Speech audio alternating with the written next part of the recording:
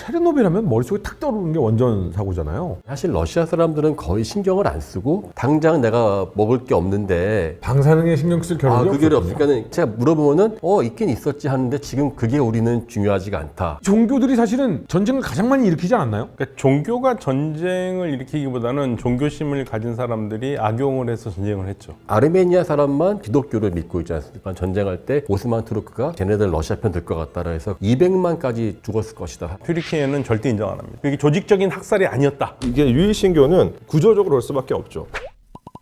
역사를 보다 가깝게, 역사를 보다 재미있게 전해드리고 싶습니다. 역사를 보다 진행을 맡은 허준이고요. 오늘도 인사드리고 시작하도록 하겠습니다. 안녕하세요.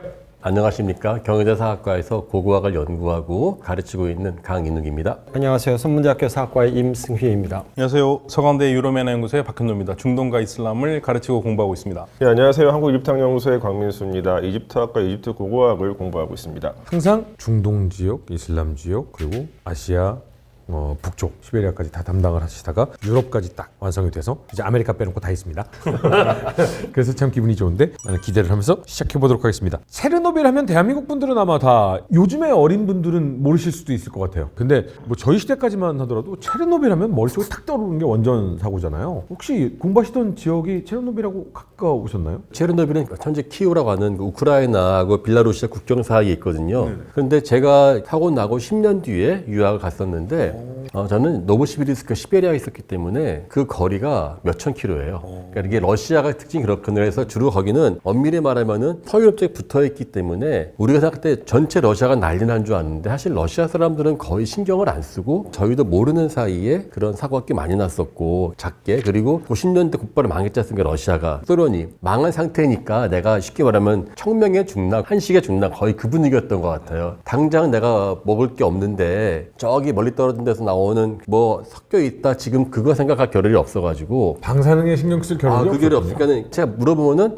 있긴 있었지 하는데 지금 그게 우리는 중요하지가 않다. 그런 분위기 아마 시베리아였던 것도 있긴 한데 한 가지 다만 이제 이건 있더라고요. 그게 요오드 성분을 먹어 좋다면서요. 네네네. 그래가지고 그 미역 있지 않습니까? 그걸 통조림으로 만들어서 먹이고 한국 김 그때 90년대 우리나라에서 가장 인기 있는 선물이 김이었어요. 저는 그때 몰랐거든요. 근데 김 검은 종이라고 안 먹는 거 애들은 막 억지로 선생님들이 막 애한테 먹이는 거예요. 지금 생각해보니까 그게 결국은 그 체르노빌에 대한 말은 안 하지만 공포가 있지 않았을까. 오히려 체르노빌 원전 사고가 터지고 나서 유럽 지역이 굉장히 비상이 많이 걸렸던 걸로 기억하는데 당시에 직후 몇 년 동안은 그러니까 유럽에서 특히 서유럽에서도 비 맞지 말라고 그랬어요. 비가 굉장히 산성화돼가지고 정말 해롭다고 그래서 원전 하면 방사능 이게 과거 역사 속에서 사람들에게 전혀 모르는 세계였던 것들이 지금은 다 밝혀진 것들도 사실은 많잖아요. 그래서 예전 역사 속에서는 야 이게 굉장히 피부에 좋아 이게 몸에 좋아 뭐 담배도 사실은 굉장히 몸에 좋은 것으로 알고 왕도 피웠었고 수은이나 납이나 뭐 여러 가지가 있잖아요. 역사 속에서 어떤 것들이 있었을까요? 납이 대표적이죠. 납 있고요. 납은 네. 심지어 로마 시대 때는 와인이랑 섞어서 먹기도 했어요. 납을 섞어요. 어떻게 섞어요? 그 와인이랑 납이랑 같이 섞으면은 이 아세트산 납이라는 게 만들어져가지고 단맛을 내거든요. 또 그 와인을 발효를 멈추기 때문에 와인을 오랫동안 또 보존시킬 수가 있죠. 그래서 이제 로마인들은 실제로 와인이랑 섞어가지고 사파라는 되게 달착지근한 일종의 감미료를 만들어가지고 와인에 섞어서 먹기도 했었고 납을 와인에 이렇게 섞으면 달달한 맛이 나게 돼요. 이게 이제 우연히 아마 발견했을 거예요. 왜냐면 납으로 만든 용기에다가 조금은 나빠도 보시려고 근데 사실 이 납이 사실 굉장히 유용한 금속이거든요. 그 고대에는 검은색을 낼 때로 납을 쓰고요. 그러니까 납을 그 황이랑 섞으면 방영광이 만들어져가지고 검은색을 내고 또 납을 탄소랑 엮으면 배경광이 만들어져가지고 또 흰색 그 안료로 또 쓸 수가 있어요. 그래가지고 굉장히 많이 썼었고 또 게다가 납은 이게 말랑말랑하잖아요. 그래서 이렇게 쫙 펼쳐가지고 방수제로도 사용을 합니다. 그리고 이 납은 녹는 온도가 되게 낮아서 우리가 보통 청동기를 인류가 가장 먼저 쓴 금속으로 보통은 말씀들 하시지만 실제로는 청동보다도 납을 더 먼저 썼을 거예요.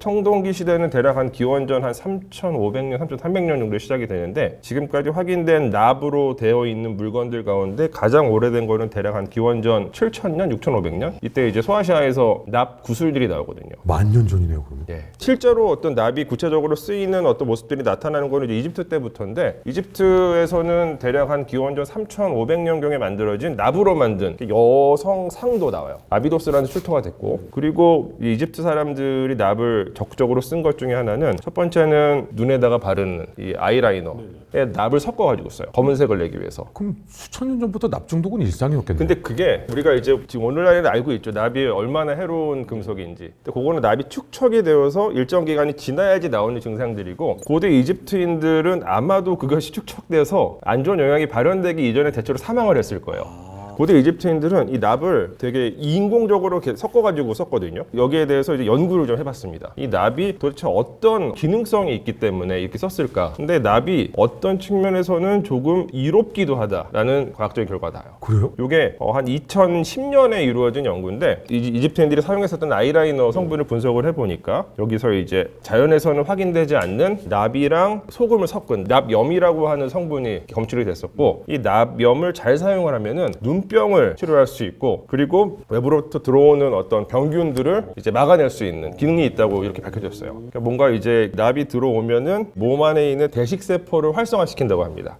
그래서 이게 면역력이 높아지는 거죠. 다만 이제 요거는 이제 단기간 동안 나타나는 증상이고 계속 쓰면은 결국엔 납 중독이 되지만 이제 고대 이집트인들의 평균 수명은 납 중독이 발현되기 이전에 대체로 사망을 했었기 때문에 긍정적인 측면만 나타났었다. 인간의 수명이 얼마나 되느냐도 굉장히 중요하네요. 예. 그래서 이게 우리가 현대 과학 기술로 해롭다고 보통 이제 판단이 되는 여러 가지 물질들이 다른 시공간에서는 긍정적인 측면을 갖고 있을 수도 있다.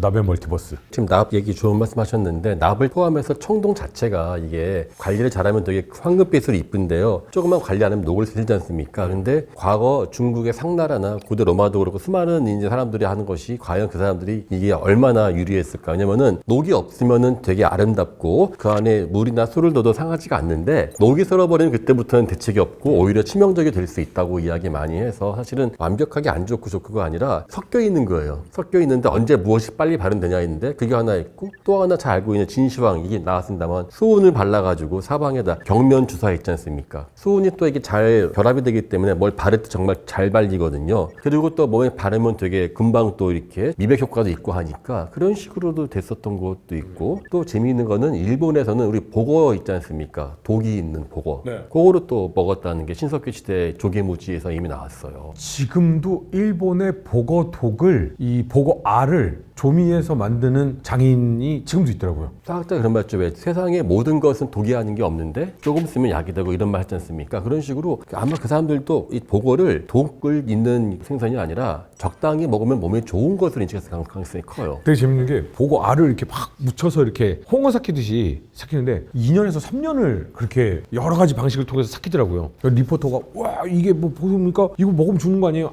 특별한 방식으로 조절했기 때문에 이제 이렇게 해서 상품으로 나가게 됩니다. 드셔보실래요? 그러니까 이제 리포터가 좀 겁내 하면서 사장님부터 한 입 저는 안 먹습니다.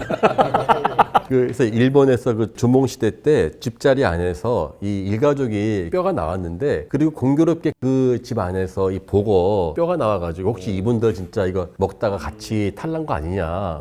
근데 그건 유감스럽게도 복어독은 뼈에 안 남아있기 때문에 증명을 못하죠. 수은 얘기하셔서 땅에서 수은은 주로 어디에서 많이 등장하냐 하면 사회에 보면 누가 매독에 걸렸는데 수은 처방을 받았다. 매독 치료제로. 예, 매독 치료제를 굉장히 많이 사용했었거든요. 근데 저 볼 때마다 저도 이제 사실 과학자나 뭐 화학자는 아니기 때문에 야 이게 진짜 효과가 있나?를 궁금해만 하고 찾아보진 않는데 사료들을 보다 보면 그래서 이 사람이 매독으로 죽었다는 얘기가 없어요.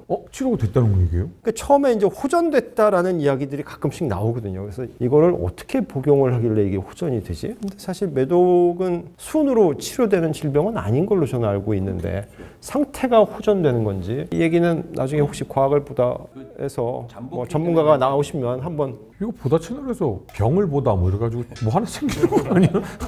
수은은 또 이게 남아메리카 마야 문명권에서도 굉장히 많이 사용을 했는데 여기서는 이제 그 진사라 그래서 빨간색 황화수은을 그 알료로 사용했어요. 빨간색을 표현하기 위해서. 그래서 사실 마야 문명이 융성했었던 여러 도시 지역들을 조사를 해보면 토양을 수은 농도가 상당히 높게 나옵니다. 근데 이게 그 마야 문명 자체에 어떤 악영향을 끼쳤는지 여부는 분명하지 않은데 어쨌건 이 사람들은 어쨌건 수은에 굉장히 많이 노출은 되어 있었다. 몸에 안 좋은데 지금도 우리 먹고 있는 게 와인 들어가는 무수화 황산인가요? SO2? 이게 이제 와인 변질되는 걸 막으려고 미량을 첨가하거든요, 사실. 근데 사실 진짜 몸에 안 좋은 거는 그 알코올 자체가 몸에 안 좋죠, 사실은. 저는 그 의견에 반대합니다. 근데 근래의 의학적 의견은 술은 정말 이로운 점이 하나도 없다, 신체에. 그게 요즘에 최신 의학적 이론인 것 같아요. 예, 그럼에도 불구하고 술을 계속 우리가 마신다는 걸 즐기면서 무엇인가 건강 외적인 면에서 긍정적인 효과가 다른 있다. 면에서. 그렇죠. 예. 프랑스 103세, 105세 그 할머니께서 얘기하신 게 나의 건강은 이 매일 먹는 와인 한 잔에 있다라고 얘기하셨던 구약 성경에 포도주 얘기가 144회 나오거든요. 그걸 누가 한번 샜는데 사실 술 때문에 그래서 멀쩡하게 착하게 살던 사람들이 다 술 때문에 인생 망가지고 했다는 이야기가 구약에 막 나와 있어요.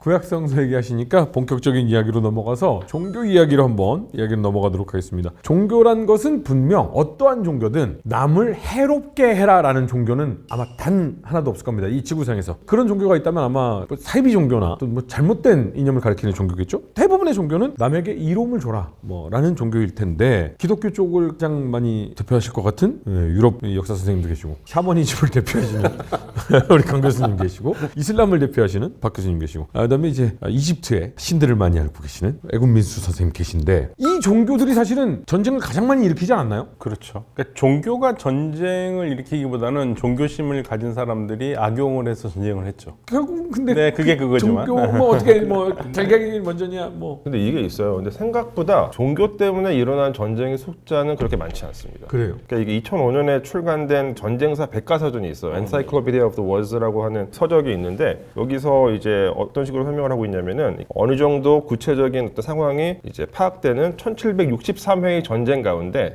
종교 때문에 일어난 전쟁은 121회. 퍼센테이지는 6.87%밖에 안 된다. 그런 어떤 또 설명이 되어 있거든요.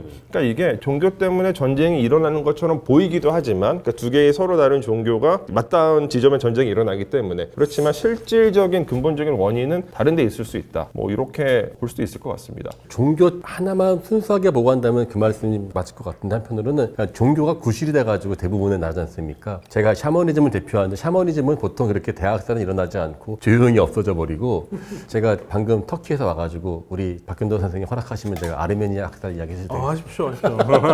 전문가 앞에서 아니. 가장 큰 문제가 지금 그 터키하고 아르메니아 학살 우리가 유태인 학살보다 더 많다는 견해도 있지 않습니까? 200만까지 죽었을 것이다 사람이 아르메니아 사람이 뭐 근데 공식적으로 보통 100만에서 왔다 갔다 하는데 100만도 보통이 아니지 않습니까? 이게 1895년도하고 1915년도 두 번에 걸쳐 일어났는데 이게 결국은 러시아랑 오스만 투르크랑 전쟁을 하는데 아르메니아 사람만 그 동네에서 기독교를 믿고 있지 않습니까? 동방 정교 그러니까 러시아 편인 거예요. 그러니까 전쟁할 때 오스만 투르크가 전쟁할 때 쟤네들 러시아 편 될 것 같다라 해서 그냥 또 죽여버리고 또 나중에 또 이제 터키가 또 독립할 때도 그래서 엄청나게 했는데 1차 대전 때도 또 이제 러시아 편에 붙는다고 그래서 근데 어떻게 100만 명을 죽이냐 말도 안 된다고 생각했었는데 문제는 이 당시에 오스만 투르크의 모든 도서관이 불타가지고 정확한 기록이 없는데 그 아르메니아 사람들은 이제 그때로 기점으로 해서 전부 다 흩어져 나가지 않습니까? 놀랍게도 근데 터키가 인정을 안 해요. 그걸 지금까지도. 인정 안 합니다. 제가 그 왜 기억나냐면은 연구전을 제가 필라델피아에서 했었는데 저희 집 동네 바로 앞에 아르메니아 교회가 있었어요. 그래서 거기에 아르메니아 제노사이드 추모하는 행사를 열거하는데 보니까는 저도 놀랬죠. 100만 명 이상이 그때 죽었다는 걸. 근데 결국은 아르메니아만 유일하게 기독교의 땅이고 나머지는 다 이렇게 튀르크 이슬람의 땅이었다는 걸 보고 놀랐는데 정작 2021년도에 바이든이 그걸 공식적으로 인정했거든요. 근데 저는 그게 자주 한 줄 알았어요. 처음 했대요. 100년 넘어서 간신히 미국에서 인정을 받고 또 튀르키 난리 났었죠. 이거 절대 뭐 있을 수 없다라고 그랬는데 그래서 그런지 몰라도 아르메니아가 그때 이후로 완전히 나라가 해체가 돼가지고 지금도 그렇지 않습니까? 이민자 수가 본국을 능가하는 유일한 나라가 아르메니아라고 들었거든요. 우리 유명한 배우 킴 카다시안 그 아르메니아 사람이잖아요. 아 그래요? 그러니까 뒤에 안자로 끝나면 다 예. 그래서 안으로 끝나는 게 이제 아르메니아 계통. 네. 특히 많아요. 네. 그래서 아르메니아는 이탈리아 마피아도 못 건드릴 정도로 죽음을 불사하는 강력한 조직인 게 하도 많이 당해가서 와가지고 미국에서는 성공했다라고 하지 않습니까? 근데 결국 그게 물론 이제 1차 대전이라고 하는 그 구도였지만은 결국 그것도 보면은 그 기독교를 믿었다는 것과 이제 튀르키계 이슬람이라고 하는 그 두 축에서 이루어진 희생이 아니었을까라 생각을 한다면은 근데 이상하게도 우리나라에서는 그 아르메니아 학살에 대해서는 거의 아는 바가 없더라고요. 일단은 우리나라에 아르메니아 대사관이 없어요. 아 그래요. 예, 일본에 있습니다. 일본에 있는 대사가 한국까지 관여를 하는데 아르메니아가 사실은 세계에서 최초의 기독교 왕국이거든요. 기독교가 처음으로 왕국을 시작한 곳이 아르메니아입니다. 그래요. 네네, 아르메니아가 제일 먼저 시작하는데, 근데 이제 아르메니아는 기독교 세계에서도 약간 왕따를 당한 게, 아르메니아의 기독교 교리가 우리가 흔히 말하는 한국에서 뭐 천주교, 개신교하는 주류파와는 약간 달라요. 예수를 어떻게 보느냐에 따라 다른데, 사실은 신학적 문제지 이건 별 문제도 아니거든요. 근데 아르메니아 사람들이 또 지리적으로 무슬림 사이에 낀겨 있어요. 네. 터키하고 아제르바이잔 사이에 낀겨 있죠. 그렇죠. 그러니까 여기에서 유일하게 아르메니아한테 잘해주는 나라 하나 있습니다. 이란. 왜 그럴까요? 이란에 아르메니아 사람들이 많아요. 그리고 이란은 아르메니아하고 아제르바이잔 양쪽에 줄타기 하면서 오히려 무슬림인 아제르바이잔보다 아르메니아를 좀 더 챙겨줍니다. 아제르바이잔은 또 같은 무슬림이지만 이란을 별로 안 좋아하거든요. 그게 또 혹시 시아하고 아니요, 아제르바이잔이요, 종파적으로는 시아예요. 예, 그런데 이게 세속화된 곳이고, 이란 내에 아제르바이잔 주가 있어요. 그것 때문에 좀 티격태격하거든요. 그래서 재미있게도 같은 무슬림이 아닌데도 아르메니아 기독교인들을 가장 잘 봐주는 데가 이란입니다. 이란 내에서는. 또 이게 부동산 또 알박기에서 실패한 나라가 또 아르메니아인 게, 이게 아르메니아는 파도 돌산밖에 없어요, 나라가. 자원이 없어요. 전혀 없는데 바로 옆에 있는 아제르바이잔은 뚫었다 하면 석유가 나오면서 오죽하면 아르메니아는 돌의 나라, 아제르바이잔은 불의 나라. 그 바쿠라고 하는 유전이 아제르바이잔이잖아요. 그러니까 옆에 나라가 거대하지 돈도 많지 않은데 아르메니아는 가난하지. 그래서 참 제가 그래서 이왕이면 와인 살 때도요, 저는 아르메니아 거 삽니다. 아제르바이잔 거 안 사고. 뭔가 좀이 안 돼가지고 이게 안타까워요. 그러니까 아르메니아 사람들이 예. 굉장히 똑똑한 사람들이고, 유태인만큼이나 똑똑한 사람들인데 이게 결합이 잘 안 돼요. 근데 사실 아제르바이잔과 아르메니아의 분쟁에 대해서는 사실 조금 들어본 적이 있는데, 이 오스만의 튀르키예의 학살에 대해서는 그건 세계적인 사건입니다. 그래서 그렇게 크게 잘 못 몰랐었어요. 그 엄청난 사건이고요. 튀르키예는 절대 인정 안 합니다. 이게 조직적인 학살이 아니었다. 아르메니아 아니다. 이게 조직적인 학살이다. 근데 사실 아무리 적게 잡아도 수십만에서 100만이 그러니까 넘어가는. 터키 인정이 20만이고 와. 많게는 200만, 100에서 140만 왔다 갔다 하니까 그 자체가 19세기 말에 무슨 대량 핵폭탄 떨어진 것도 아닌데. 그래서 아르메니아가 보여주는 사진에 보면은 아르메니아 사람들이 막 교수형 당하고 집단 처형 당한 장면 사진들이 있어요. 그 국가 안에 살고 있는, 대한민국에 살고 있는 사람들이 예를 들어 5천만이면 대한민국 밖에 살고 있는 사람들이 5천만이 넘어간다는 소리잖아요. 네. 엄청난. 그러니까 이게 보면 종교 때문에 일어나는 전쟁은 사실 거의 대부분 그 유일신교들 사이에서만 일어나는 것 같습니다. 그러니까 다신교 사회에서는 사실 종교 때문에 전쟁이 일어나는 건 거의 없거든요. 이게 유일신교는 구조적으로 올 수밖에 없죠. 그러니까 조금만 달라도 이제 배척하고 서로 그 약간 구별짓기를 하는, 그런데 반해서 다신교는 대체로 조금만 비슷해도 그래 우리 같은 거네라고 통합하려는 속성들이 많이 나타나요. 그렇기 때문에 이 종교 이데올로기를 가지고서 막 극단적인 어떤 모습이 나타나는 사례는 다신교 사회에서는 거의 없는 것 같습니다. 이게 이해가 가는 게, 이집트의 종교의 느낌을 보면 신이 합체를 하잖아요. 그렇죠. 예, 일단 그거예요. 근데 그게 머리 꼬리 막 합체하고. 근데 그게 어떤 일도 일어나냐면 나중에 이제 그리스 사람들이 이집트 들어오잖아요. 프톨레마이오스 시대 때. 이때 인위적으로 그리스 신들하고 이집트 신들하고 합쳐버려요. 대표적인 신이 제우스 아멘이라고 들어보셨어요? 제우스 아멘? 제우스 하면 제우스는 아시잖아요. 번개를 들고 있는 머리는 뭐 이렇게 이런 느낌. 맞아요. 그러니까 아멘은 그 당시 이집트 최고신이고 제우스는 그리스 계통의 최고신인데 신을 합쳐버려요. 어떤 모습을 하고 있냐? 얼굴은 제우스예요. 아, 제우스의 얼굴이에요? 제우스인데 여기에 이렇게 순양 뿔을 달고 있어요. 근데 순양이 아멘의 상징이거든요. 그러니까 뭐 비슷한 면이 있으니까 그래 니네 같은 신 해가지고 합쳐버립니다. 아, 너도 최고, 너도 최고니까 최고끼리 합체. 같은 신이나 이게 너무너무 많이 나타나요. 근데 그게 유일신 중에서 다른 게 지역마다 중앙아시아 같은 경우는 그 네 개의 종교 있지 않습니까? 마니교, 조로아스터교, 그다음에 네스토리오스교, 기독교죠. 그다음에 불교가 있는데 네스토리오스교도 이 유일신이고 조로아스터 유일신인데 서로 결합해요. 네스토리오스교는 사방이 다 결합해가지고 중국의 그 유교랑도 결합이 되고, 그러니까 이게 약간은 뭐라 그럴까, 유일신은 무조건 한다기보다 근동이라고 하는 그 지역에서의 특성도 좀 있을 것 같다는 생각이 그게 들어요. 사실 또 선생님 말씀 네. 또 저도 동의하는 게 기독교가 이집트에 들어와서는 또 적극적으로 그때까지 존재했었던 그 고대 이집트의 신앙 체계와 또 그 당시 유행하고 있었던 고대 그리스 신앙 체계랑 융합하는 모습이 나타나요. 그 콥트교가 그거. 예, 그렇죠. 네. 그래서 이제 상징들도 보면은 애초에 처음에 기독교의 상징인 십자가 있잖아요. 십자가가 이집트에서는 초창기에 고대 이집트에서 계속 꾸준히 사용되어던 요 앙크라고 하는 상징과 같이 결합되어서 나타납니다. 십자가가 독립적으로 이집트에서 나타나기 시작한 거는 상당히 후대예요. 대략 서기 6세기 뭐 이 정도 돼야지 십자가가 독립적으로 나타나지, 원래는 고대 이집트 상징인 앙크 안에 십자가를 써놔요. 이렇게. 십자가도 합체를 해요. 예, 그리고- 앙크 유명합니다. 예, 그 앙크 안에 십자가를 써놓고 또 심지어는 십자가를 그려놓고 위에다가 조개를 그려놓는데, 이 조개는 그리스 계통에서 생명이나 부활을 상징하는 상징이거든요. 그러니까 약간 이제 처음에 이집트에 기독교가 들어왔을 때는 아무래도 이제 마이너한 이데올로기다 보니까 그때 존재했었던 메이저 이데올로기들을 약간 이렇게 차용해가지고 어떤 전략적으로 그런 모습 나타난 것 같습니다. 사실 기독교도 로마 제국에 전파되면서 철저하게 현지화 전략을, 그러니까 예수의 생일이 12월 25일인 것도 12월 25일일 가능성은 별로 없는데, 근데 왜 12월 50일? 그러니까 당시 로마인들이 가장 많이 믿고 따르던 이제 태양 신교 동지이잖아요. 그게 이제 기점인데, 그러니까 로마인들이 굉장히 많이 즐기던 축일이 그날이었대요. 그래서 이왕이면 이날을 예수의 생일로 하자라고 이제 정치적으로 결정을 한 거죠. 아까 박 교수님이 아르메니아 교회 얘기하면서 되게 흥미로운 교회인데, 그러니까 초기 교회사 기독교가 이제 전 세계로 전파되는 과정 연구하는 사람들한테는 굉장히 흥미로운 사례이고, kopti교도 마찬가지고. 근데 예수를 어떻게 볼 거냐? 사실 일반인들의 얘기에는 별로 중요하지 않은 문제 같지만 진짜 심각한 얘기거든요. 그러니까 정말 객관적으로 자, 평가하자면. 호적상 네. 아버지는 요셉이시지만 어쨌든 수태고지에 따르면 천사가 마리아께 어린이 성령으로 잉태하시도다. 그래서 처녀의 몸으로 이제 아이를 갖고 그게 예수고, 그럼 아버지가 누구냐? 이제 하느님이시거든요. 그렇죠. 오케이. 그러면 이제 그래서 예수가 이제 태어나서 뭐 33년간 달다가 십자가를 벗겨 죽고 사흘 뒤에 부활하잖아요. 네. 그럼 예수를 어떻게 볼 거냐? 예수는 그냥 인간이 우리 같은, 아니면 신이냐? 되게 첨예한 문제, 어려운 문제예요. 왜냐하면 예수를 신이라고 하는 순간 아까 강민 소장님이 얘기했지만 기독교는 유이신이네? 유일신이 아니라? 자, 하느님이 있잖아요. 그럼 예수도 신이야? 그러면 다신교야 이거는? 다신교면 안 되잖아요. 그게 안 되죠. 그 십계명에 보면 하나뿐인 하나님을 왜 다른 걸 모시지 말라라고 했으니까, 그러면 도대체 이 예수는 그럼 인간이야?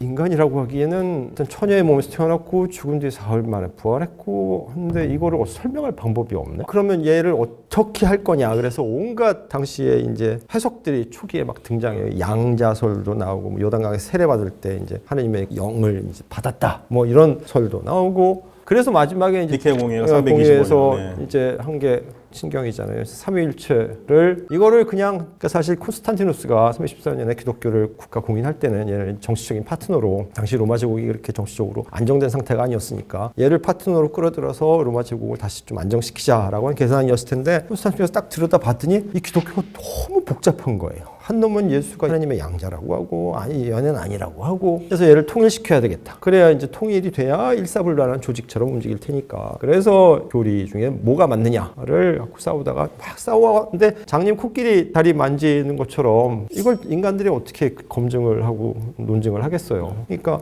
내가 결정할게. 그래서 그냥 삼위일체, 성부와 성자와 성령은 하나의 본질이고 세 개의 위격이라고 정의를 하자. 근데 사실 이거는 하나인데 셋이야는 참 풀리지 않고, 이게 논리적으로 납득하기가 참 어려운 건데 믿어야 되거든요. 그래서 이제 그것 때문에 치고받고 싸우죠, 진짜. 3세기쯤에 보면 마지막 그것 때문에 암살하고 죽이고, 잡아다가 사자우리에 집어 던지고, 어떻게 그럴 서로 수 생각이 있느냐. 다른 사람들. 네. 근데 그게 왜 중요하냐면, 그때 소위 이제 우리가 얘기하는 정통교리라는 게 이제 그때 만들어져요. 정립이 된 거예요. 네, 이게 정통이고, 예전에는 다른 이야기도 상관이 없었는데 정통교리가 생기고 나서부터는 이거 외에 다른 얘기하는 거는 이제 뭐라고 부르기 시작하냐면 이단이라고 부르기 시작해요. 그러니까 이게 사실은 그 문제가 되는 게 로마에서 기독교를 채택하면서부터 문제가 생기는 거예요. 그전에는 문제가 없었죠. 그러니까 이게 제국의 종교가 되기 위해서는 통일된 그 프로토콜이 있어야 되는데, 기독교인들이 제일 먼저 봉착했던 문제가 뭐냐면, 우리가 믿는 예수님은 누구시냐가 첫 번째 문제예요. 신이냐 인간이냐. 그래서 신으로 결정을 했어요. 그러니까 처음에는 왜 신이 문제가 생겼냐면, 예수님은 신이라는 것은 그 당시 사람 생각하기에 시작과 끝이 없어야 되잖아요. 예수는 시작이 있잖아요. 태어났으니까. 그러니까 예수님은 우리가 아는 유일신보다는 약간 급이 떨어지는 슈퍼맨 정도로 생각하는 사람들이 있었던 거예요. 그게 아리우스파예요. 그래서 그래서 안 된다 그래가지고 예수님 완전한 신이라고 하니까 325년에 결정한 겁니다. 결정 났어. 결정 났는데 예수님이 신이라고만 얘기하는 사람들이 있는 거예요. 인간으로 살았는데. 그러니까 다시 381년에 예수님은 신이면서 인간이고, 그러면서 삼위일체를 확정한 거예요. 거기서 끝난 줄 알았는데 또 문제가 뭐 생기느냐? 예수님 마리아한테 태어났잖아요. 그러면 마리아도 신. 아니, 그러니까 마리아한테 태어난 인간에게서 어떻게 예수라는 신이 태어날 수 있느냐. 그래서 이제 431년에 당시에 콘스탄티노플 총대주교가 네스토리우스 대주교가 예수님을 마리아가 낳은 예수는 인간 예수고 그걸 분리를 했어요. 신성과 인성을. 그냥 그건 내치죠. 그러면 이제 예수한테는 신성과 인성이 있는 건데 그럼 이게 어떻게 있느냐? 이게 붙어 있냐? 떨어져 있느냐? 이거 싸움에 이렇게 451년에 결정을 한 게 오늘날 우리가 알고 있는 주류파 기독교예요. 한국에 있는 정교회, 로마 가톨릭, 개신교가 그 라인입니다. 근데 이때 이집트 콥트 종교에는 또 떨어져 나가죠. 예. 콥트는 451년권 아니잖아요. 이 라인들이 이렇게 하면서 이제 그러니까 아르메니아하고 이집트는 431년까지는 오케이인데 451년은 안 따라가기 때문에 칼케돈 공예거든요. 그래서 반 칼케돈 파 교회들이에요. 저희는 종교를 보다 아닙니다.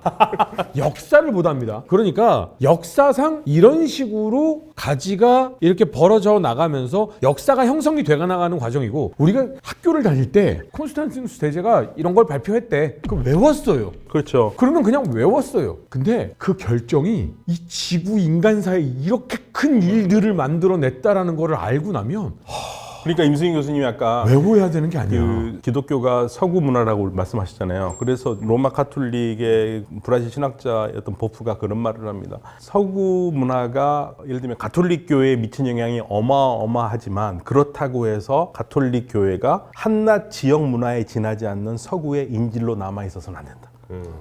사실 저게 좋은 지적이신 게 지금 말씀하신 네스토리우스 주교와 논쟁, 에베소 공의회에서 성모 마리아냐 아니냐 그게 이제 거기서 관련한 게 네스토리우스고 이 사람들이 결국은 중앙아시아 거쳐서 한반도까지 오거든요. 중국 거쳐서. 그러니까 이래가지고 우리나라 이제 일부 기독교 좋아하시는 분들은 기독교 역사가 엄청 길다라고 하시는데 엄밀히 말하면 네스토리우스교는 이단의 종교이기 때문에 근데 제가 이거 왜 중요하냐면은 우리나라에서 한동안에 네스토리우스 종교의 증거를 하면서 어머니가 아이를 안고 있는 그 불교 조각상을 성모 마리아상이라고 모신 적이 있었어요. 근데 그거는 네스토리우스를 이해하면 그거는 반대로 성모 마리아를 인정하지 않기 때문에 나왔는데 그 정반대로 이해하고 있었던 것이었죠. 그러니까 우리가 처음에 근본 이해하지 못하면은 결국은 전 세계로 퍼져나간 거대한 종교 문화의 흐름을 이해할 수 없다는 점에서 지금 이 논쟁들은 지금 보면 우리한테는 사소해 보일 수 있겠지만 사실 너무나 많은 사람들이 희생이 있었고 또 이게 전 세계를 움직여온 보이지 않는 원동력이 아니었나 싶어요. 그러니까 로마 제국에서 이제 기독교가 워낙 그렇게 큰 문제다 보니까 어쨌든 공인이 되고 나중에는 국교가 되잖아요. 국교가 되고 나서 이제 그 이전에 있었던 로마 제국의 다른 종교들을 기독교인들이 거꾸로 이제 박해를 하거든요. 얘네들을 이제 원형 경기장에 집어넣고 사자와. 그래서 그 결과 고대 이집트 문명이 사라지게 됩니다. 실제로.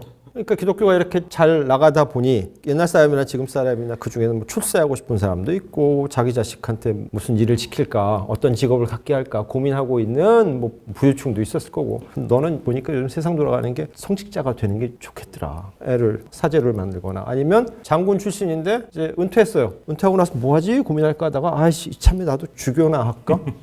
아니면 수도원장이나 해볼까? 이렇게 해서 이제 수도원장 교회의 이제 고위 직으로 가는 거죠. 왜냐하면 뒤에 이제 로마 제국이라는 국가가 다 버티고 있으니까. 그런데 재미난 건 이제 5세기 중반에 로마 제국이 이제 영업을 그만두잖아요. 여태까지 교회는 로마 제국의 보호를 받고 있었는데 이제 보호막이 없어진 거예요. 사방에서 이민족들 들어오고 그래서 그때 5세기, 6세기에 로마 교회, 로마 가톨릭 교회가 사라져도 사실 이상하지 않은 상황이었을 것 같아요. 그렇죠. 누구도 아니면 다. 네, 누구도 보호하지 못하는데. 그런데 어떻게 살아나다가 야 우리가 할 수 있는 방법이 뭐가 있을까를 고민하다가 내놓은 해결책이 뭐냐면 800년 12월 25일에 카롤루스 대제를 로마 황제로 소로마 제국의 황제로 그냥 대관식을 해줘요. 자, 우리는 로마 제국하고 있는 게 편해. 카톨릭 교회 입장에서는 제국에서 처음에 뭐 박해를 좀 받았다고 하지만 제국 안에서 성장했고 제국의 구조하고 교회의 구조가 똑같아요. 그렇죠. 황제 있고 그 밑에 각 속주에 총독이 있는 것처럼 교회도 고하고 행정구역이 똑같거든요. 그래서 제일 위에 교황이 있고 밑에 주교가 있고.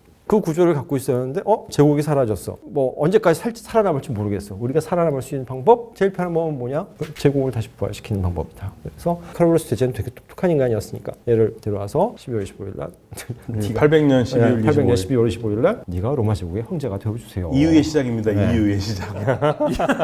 아, 이유의 시작이에요. 그때가 이유예요. 이유의 시작이에요? 네, 그 왕이 죽은 다음에 이제 갈라지거든요. 프랑크 왕국이 갈라지거든요. 그 이후에도 기독교회는 아까 뭐 유일신 얘기하셨는데 유일신이다 보니까 예수를 어떻게 볼 것이냐를 이게 영원히 풀리지 않는 문제거든요. 이게 너무 세분하게 들어가면 절대 저희는 어떻게 봐야 되는 게 옳다 그르다의 판단을 하는 것이 아니라 어떻게 보는 관점에서 가지들이 쳐나갔느냐를 지금 얘기하는 역사를 보답니다. 그래서 기독교 교회의 역사는 중세 유럽에서 교회 역사는 사실 거의 이단의 역사예요. 계속 이단이 생겨요. 중세 때도 이제 뭐 카타리파스부터 시작해서 뭐 온갖 이단들이 왈도파 있고 뭐 롬바르디아에 비천한 자들이라고 하는 뭐 있고 어떤 경우에는 이게 이단인지 수도회인지 모르는 애매한 위치를 갖고 있는 이런 단체들도 생겨나고 사실 그러고 따지고 보면 예수도 유대교 입장에서는 이단까지는 아니지만 뭔가 좀 특별한 아니죠. 유대교에서 예수를 보는 가장 긍정적인 눈은 훌륭한 선생이었다. 거기까지. 거기까지죠. 거기까지.